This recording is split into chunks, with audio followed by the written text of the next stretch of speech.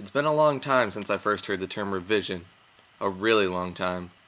That entire period of time I've equated the idea of revision as being painful, like going to the dentist, and as being scary, like spiders, or clowns, or bunnies.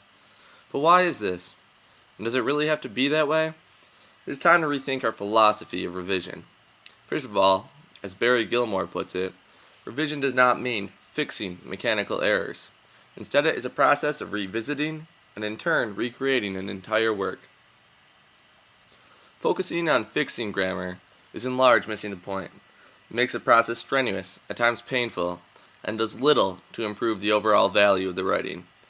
Revision should include, and probably start with, a second chance at the all-encompassing elements in a piece, like content, organization, and style. After that is addressed, proofreading for spelling, grammar, and punctuation mistakes can take place.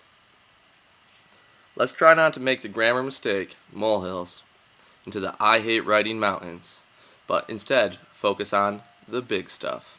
Revision happens every day, whether we realize it or not.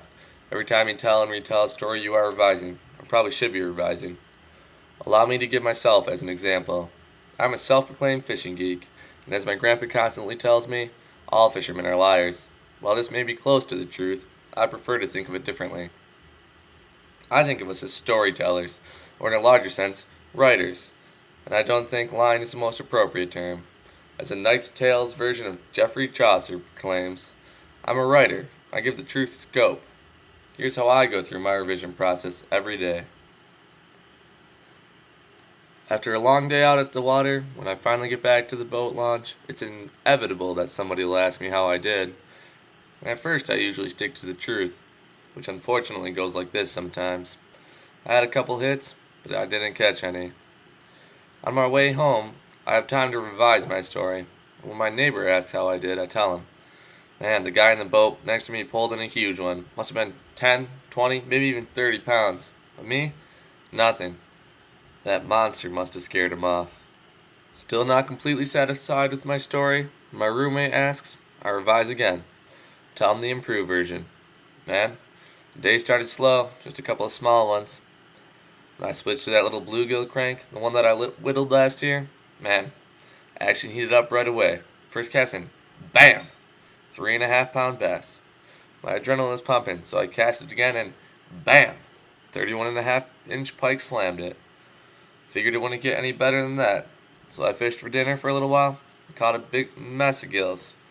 Big ones too, probably all around 9 inches. But when I was leaving, I saw a father and a son with a pitiful bucket of fish, so I decided to give them mine, being the admirable sportsman and all. Sure, it may be lying, but you don't always have to lie to improve a story. And that is just what revision is, a chance to improve upon what you have already written. This chance is invaluable, because as Barry Gilmore puts it, no paper or piece of writing is perfect in the form it's first written. So rethink, retry, and revise, because it shouldn't have to be painful or scary to get another chance.